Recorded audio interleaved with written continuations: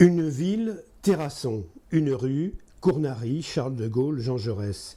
Une époque, les années 1940 à 1960.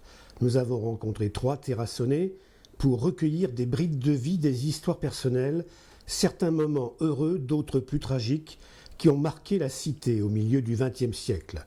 Avec Claude Belly, nous allons parcourir l'ancienne route de Brive. Avec Paulette Dousseau, nous reparlerons de la Seconde Guerre mondiale et des inondations.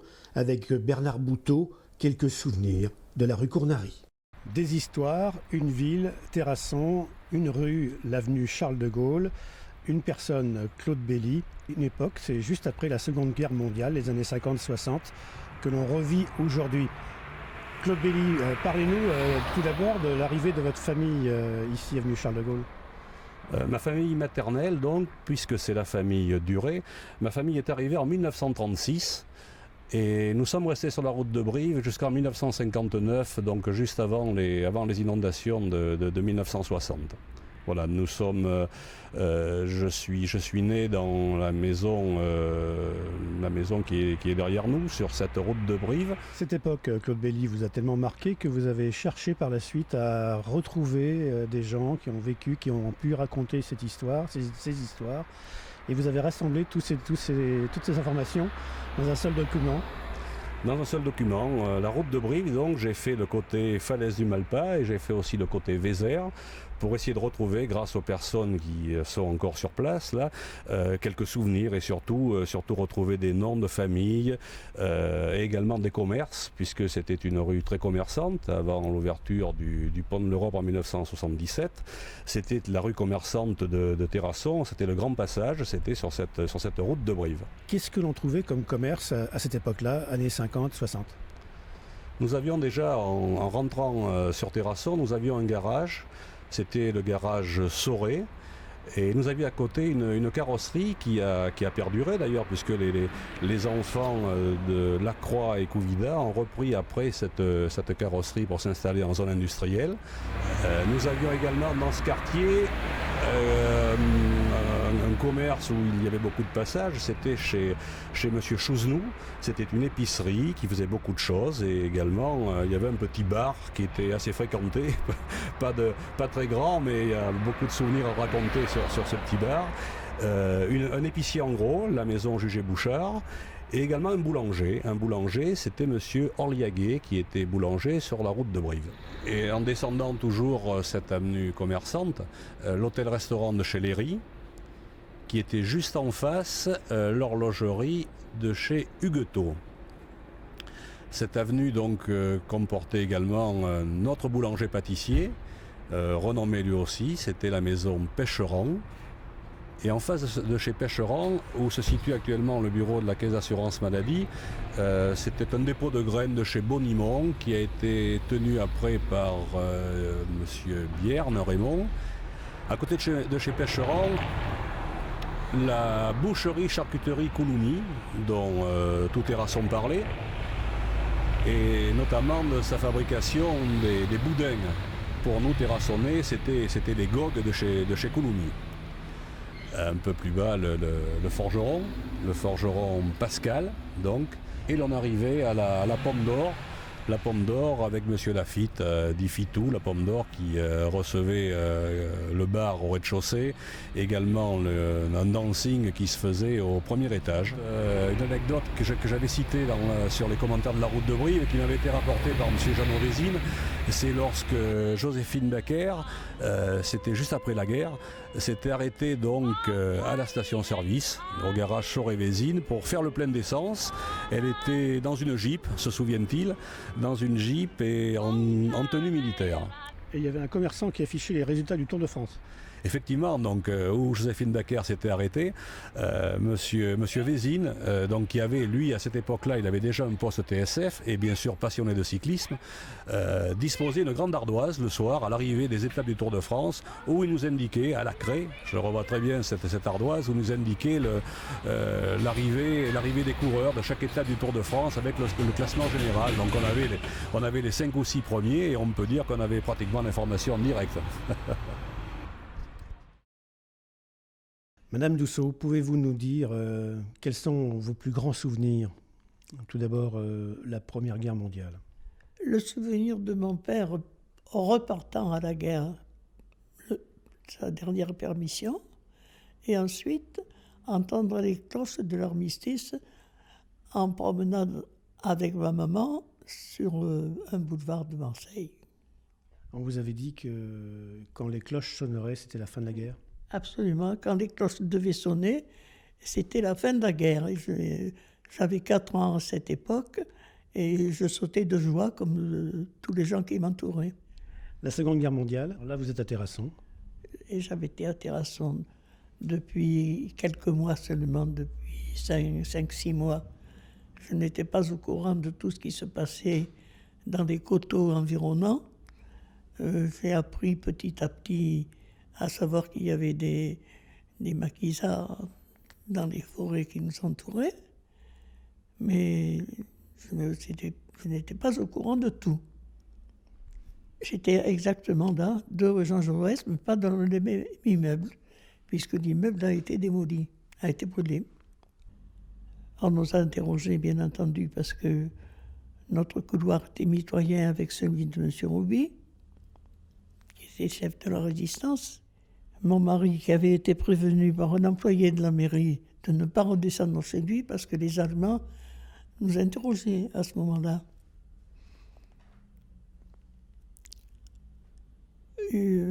Après une interrogation assez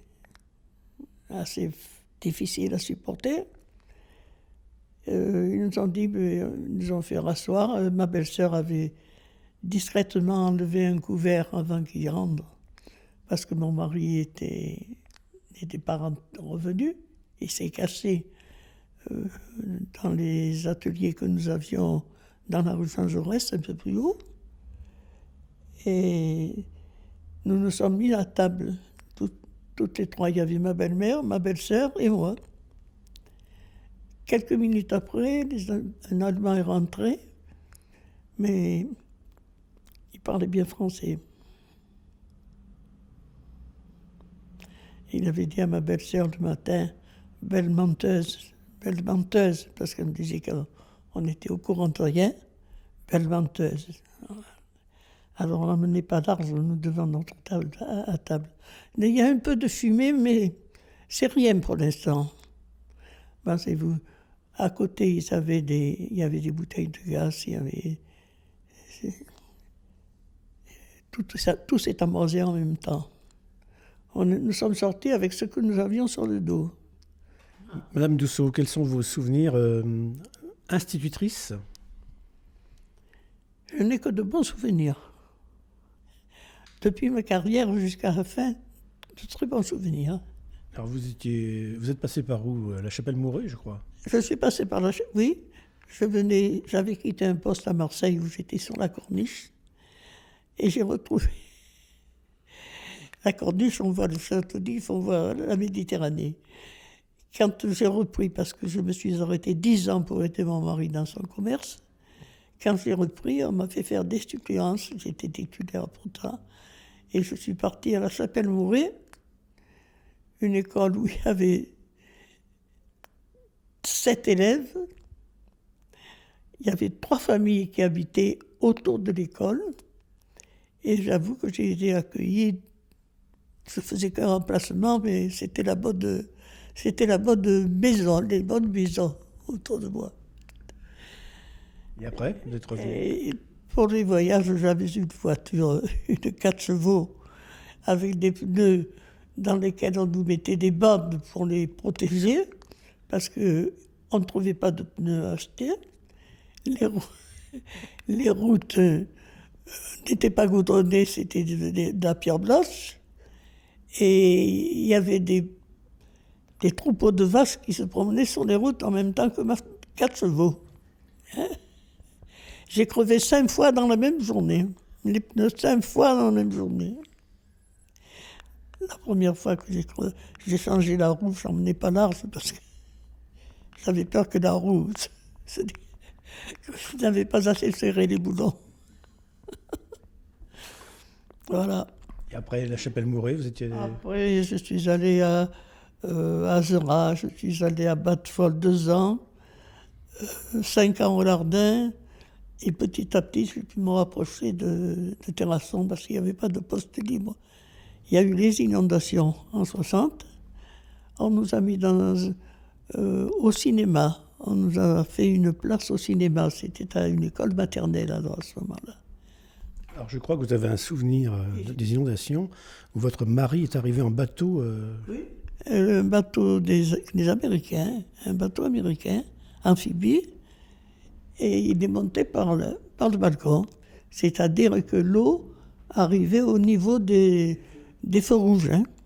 Paulette Dousseau, nous avons parlé 1918, 1942, quand il y a eu les Allemands qui sont venus ici, après 1960 pour les inondations.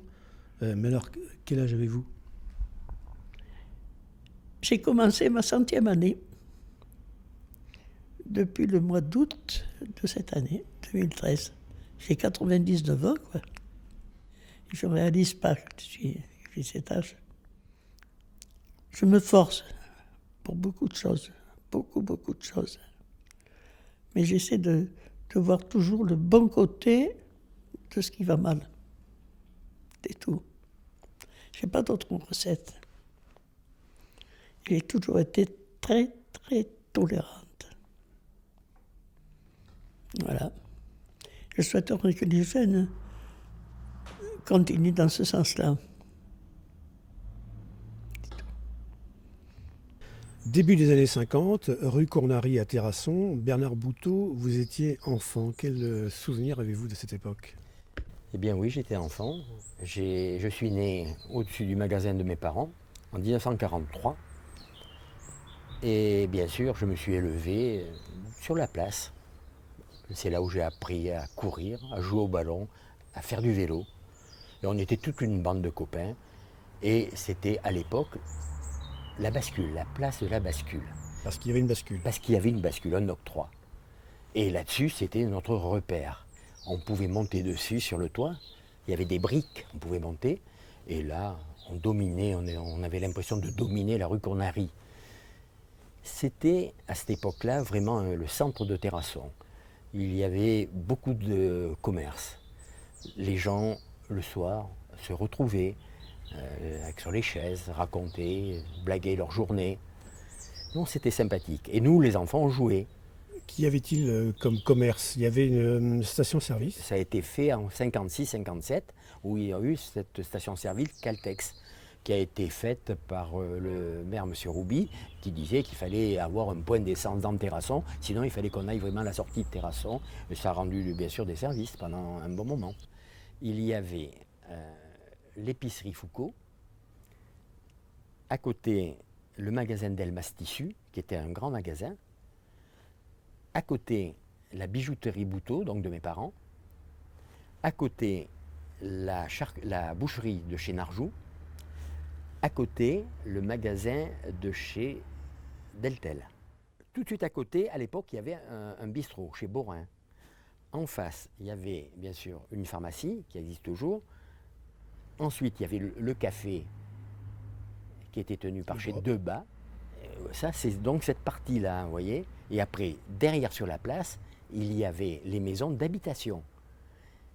J'ai oublié de vous dire, à côté il y avait une petite librairie chez Mademoiselle Géraud. Cette Mademoiselle Géraud habitait sur la place, à côté des Deltel, à côté des Picard, à côté des Deltel et des Labarthe. Les Labarthe, c'est cette course maison où il y a maintenant le bistrot, l'Hacienda. Voilà. Georges Labarthe, qui a été maire de Terrasson jusqu'en 1953, tu avais une petite industrie derrière, on descendait l'impasse, et derrière, il y avait une industrie de chaussures. Et c'est là où il employait 40-50 personnes à l'époque. Et donc, il y avait aussi une quincaillerie sur cette place. Voilà. La quincaillerie fermait les magasins dont je vous ai parlé.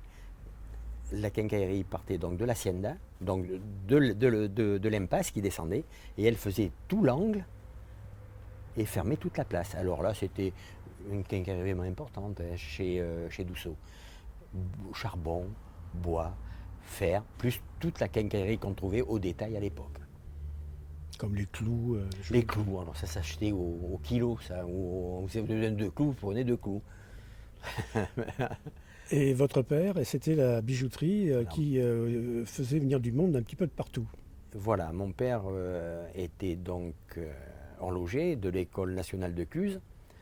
Et c'était vraiment un horloger qui réparait les montres, les pendules, les comptoises.